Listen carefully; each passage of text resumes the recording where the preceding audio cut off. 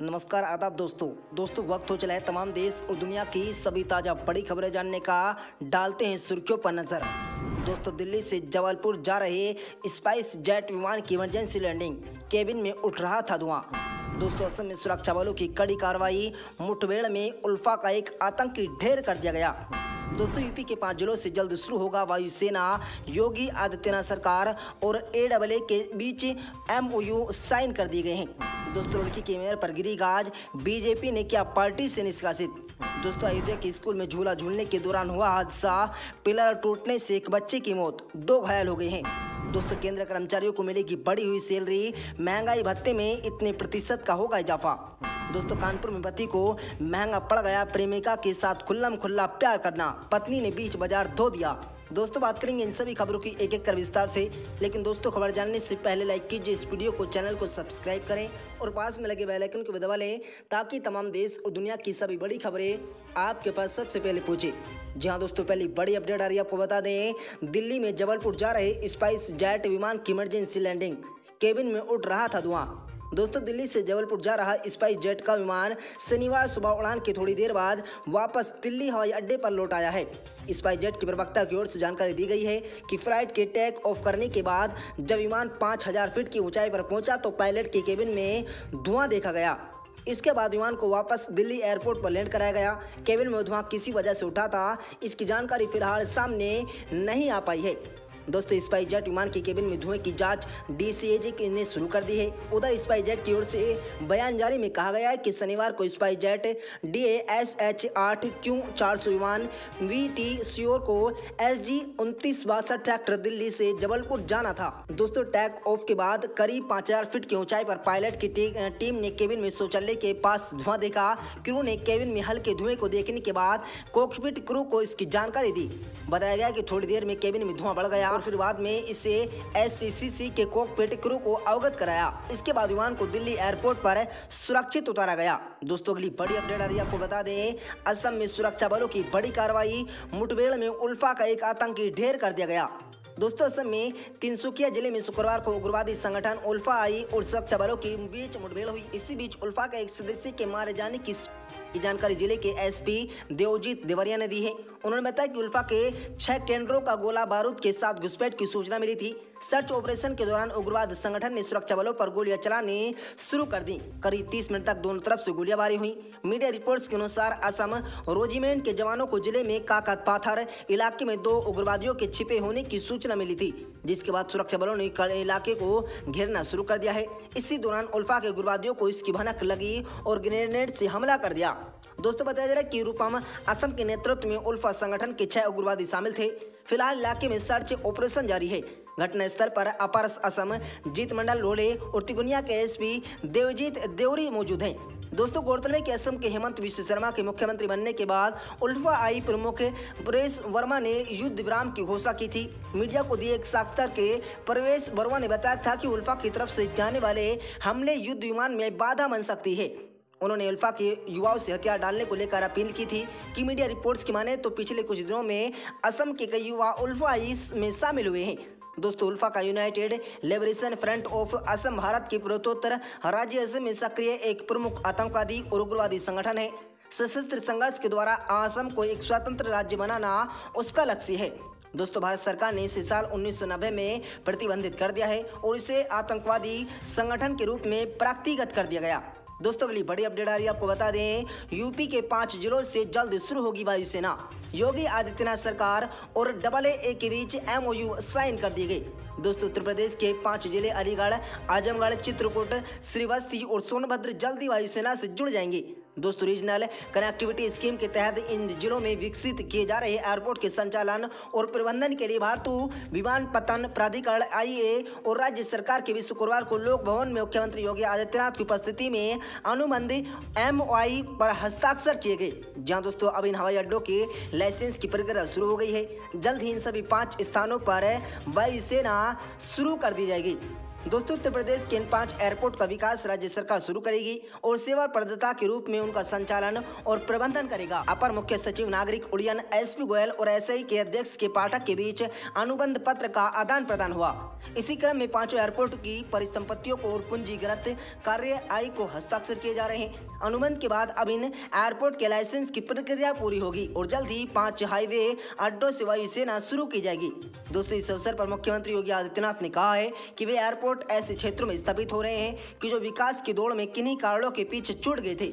दोस्तों श्रीवस्ती, सोनभद्र और चित्रकूट तो आकांक्षा उच्च जिला है। यहाँ से एयर कनेक्टिविटी होने से इन क्षेत्रों के विकास को पंख लगेंगे।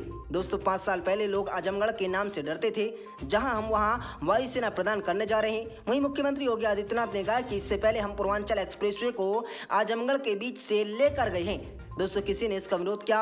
एक्सप्रेसवे के लिए लोगों ने स्वेच्छा से जमीन दी। अलीगढ़ हार्डवेयर के लिए दुनिया में मशहूर है। यहाँ डिफेंस कॉरिडोर का महत्वपूर्ण नोड विकसित किया जा रहा है। चित्रकूट रामायण सर्किट का हिस्सा नहीं, उसका केंद्र बिंदु भी है। यहाँ पहाड़ी के ऊपर एयरपोर्ट बन रहा है। दोस्तों ज्ञान प्राप्त करने के बाद भगवान बुद्ध ने अपने जीवन के सरहदी की चातुर्मुर्ष श्रीवस्ती में बताए थे। बताया जा रहा है कि भगवान राम के पुत्र ने श्रीवस्ती को बसाया था और इसे अपनी राजधानी बनाया था। कभी नक्सलवाद से प्रभावित रहा सोनभद्र देश के जनजातीय समूह का उद्गम स्थल है। दोस्तों प्राकृतिक दृष्टि से सुंदर और प्राकृतिक संसाधनों से भरा हुआ है। ऊपर में खनन की दृष्टि से सर्वाधिक महत्वपूर्ण है। मुख्यमंत्री ने इन सभी एयरपोर्ट को एयरबस A320 के मानकों के अनुसार विकसित करने के निर्देश दिए।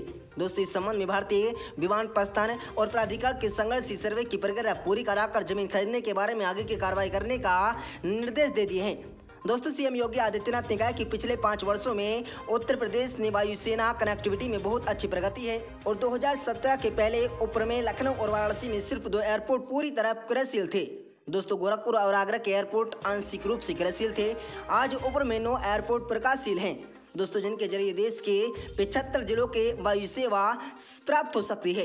इनके अलावा सरकार 10 और एयरपोर्ट पर काम कर रही है। 2017 के पहले गोरखपुर से दिल्ली के लिए एक वायुसेना थी। आज गोरखपुर में 14 वायुसेना है। दोस्तों इससे गोरखपुर के विकास को नई गति मिली है। एयरपोर्ट अथॉरिटी ने 11 महीने के कम समय में प्रयागराज कुंभ के लिए एयरपोर्ट तैयार किया। विकास के साथ पर्यटन के संबंध में भी एयरपोर्ट की बड़ी भूमिका है। ऊपर जब अपने परंपरागत उद्यम को प्रोत्साहित करने के लिए एक जिला एक उत्पाद योजना को आगे बढ़ा रहा है, तो ऐसे में प्रदेश के लिए एयर कनेक्टिविटी बहुत मायने रखती है। दोस्तों मुख्यमंत्री ने कहा कि अभी प्रदेश में लखनऊ, वाराणसी और कुशीनगर में 3 अंतर्राष्ट्रीय एयरपोर्ट कार्यशील हैं। दोस्तों इनके अलावा गौतम बुद्ध नगर जिले के जेवर क्षेत्र में PPP मोड पर अंतर्राष्ट्रीय एयरपोर्ट विकसित किया जा रहा है। अयोध्या में अंतर्राष्ट्रीय एयरपोर्ट के निर्माण का दायित्व भारतीय विमानपत्तन प्राधिकरण को सौंपा गया है। इसका निर्माण पूरा होने पर ऊपर 5 अंतर्राष्ट्रीय एयरपोर्ट वाला देश का पहला राज्य होगा। दोस्तों अगली बड़ी अपडेट आ रही है, आपको बता दें रुड़की के मेयर पर गिरी गाज, बीजेपी ने किया पार्टी से निष्कासित। दोस्तों उत्तराखंड के रुड़की नगर निगम के मेयर गौरव गोयल को शुक्रवार को बीजेपी ने पार्टी से निष्कासित कर दिया है। पार्टी के मीडिया प्रभारी मनवीर सिंह चौहान ने बताया कि प्रदेश अध्यक्ष मदन कौशिक के निर्देश पर उन्हें पार्टी विरोधी गतिविधियों के लिप्त होने के कारण पार्टी से 6 वर्ष के लिए निष्कासित कर दिया गया। दोस्तों चौहान ने कहा कि वे लगातार अनुशासनहीनता और निगम में पार्टी पार्षदों के साथ विवाद में उलझे रहते थे। गोयल पार्टी के खिलाफ लगातार बयानबाजी भी कर रहे थे। बता दें कि अदालत ने शुक्रवार को ही पुलिस को एक पुराने मामले में उनके खिलाफ दोबारा जांच के आदेश दिए हैं। बीजेपी के प्रदेश महामंत्री ने प्रेस का एक बयान में बताया कि रुड़की के मेयर गौरव गोयल लगातार पार्टी के नियम कानून के विरुद्ध काम कर रहे हैं। वे पार्टी के कार्यों को लगातार बाधा डालने का काम कर रहे हैं। इसके साथ ही वे 2 महीनों में होने वाली बोर्ड बैठक को समय पर नहीं बुलाकर शहर के विकास में बाधा डाल रहे हैं। दोस्तों प्रदेश महामंत्री ने बयान में कहा है कि गोयल लगातार बीजेपी पर करप्शन के अपने मनगढ़ंत आरोप लगा रहे हैं। इसी की वजह से पार्टी की सीट को लगातार बेहद नुकसान पहुंचाया जा रहा है। भारतीय जनता पार्टी ने इन सब के मद्देनजर गोयल को पार्टी से 6 साल के लिए निष्कासित किया गया है। उन्होंने कहा कि बीजेपी अनुशासन पर चलती है, यहाँ पर अनुशासन अति महत्वपूर्ण है। जहाँ दोस्तों अगली बड़ी अपडेट आ रही है, आपको बता दें अयोध्या के स्कूलों में झूला झूल रहे इसके दौरान हुआ हादसा। पिलर टूटने से एक बच्ची की मौत हो गई है। जहां दोस्तों उत्तर प्रदेश के अयोध्या से दिल दहला देने वाला मामला सामने आया। दरअसल यहां 1 जुलाई को स्कूल खुले थे। स्कूल पहुंचे बच्चे पहले ही दिन जमकर मस्ती कर रहे थे और झूला झूल रहे थे। इसी दौरान यहां से एक स्कूल में झूले का पिलर टूटने से एक बच्ची की मौत हो गई है। दोस्तों जबकि 2 बच्चे घायल हो गए हैं। फिलहाल घायल हुए दोनों बच्चों का इलाज चल रहा है। दोस्तों बताया जा रहा है कि विकासखंड मसौदा क्षेत्र के भाईपुर गांव में स्थान RN शिखर संस्थान में शुक्रवार 1 जुलाई को स्कूल खुला था। स्कूल आए बच्चे झूला झूल रहे थे। कक्षा 2 का छात्र अमर वर्मा, समर वर्मा और उमंग वर्मा भी झूल रहे थे। दोस्तों इसी दौरान झूला टूट गया और उस पर बैठे तीनों बच्चे घायल हो गए।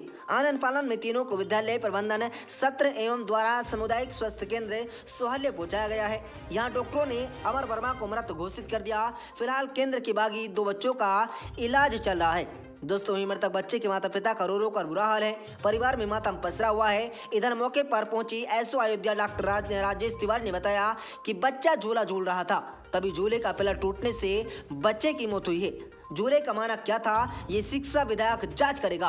वहीं उन्होंने कहा कि पुलिस को तहरीर मिलने पर मामले की उचित कार्रवाई की जाएगी। दोस्तों के लिए बड़ी अपडेट आ रही है, आपको बता दें केंद्र कर्मचारियों को मिलेगी बढ़ी हुई सैलरी। महंगाई भत्ते में इतने प्रतिशत का होगा इजाफा। केंद्र सरकार ने कर्मचारियों और पेंशनों को जल्द ही महंगाई भत्ते का तोहफा मिल सकता है। सरकार इसकी घोषणा जल्द ही कर सकती है। खबर है कि सरकार ने कर्मचारियों को पेंशन से महंगाई भत्ते में 4% की बढ़ोतरी की जाएगी। इसकी सरकारी घोषणा जल्द ही कर सकती है। जहां दोस्तों आपको बता दें, हालांकि इसकी घोषणा हमेशा की तरह अगस्त या सितंबर में की जाएगी। ऑल इंडिया कम्यूजर प्राइस एडुरेट IW के अनुसार 30 जून के महंगाई भत्ते का जो आंकड़ा है वो 31 जुलाई को आएगा। जानकारी के अनुसार इस समय केंद्र कर्मचारियों को 34% DA मिल सकती है, लेकिन अगर 4% की बढ़ी तो सैलरी में बढ़ोतरी की सकती है। अगली बड़ी अपडेट आ रही है, आपको बता दें कानपुर में पति को महंगा पड़ गया प्रेमिका के साथ खुल्लम खुल्ला प्यार करना। दोस्तों कानपुर से एक दिलचस्प घटना सामने आई है।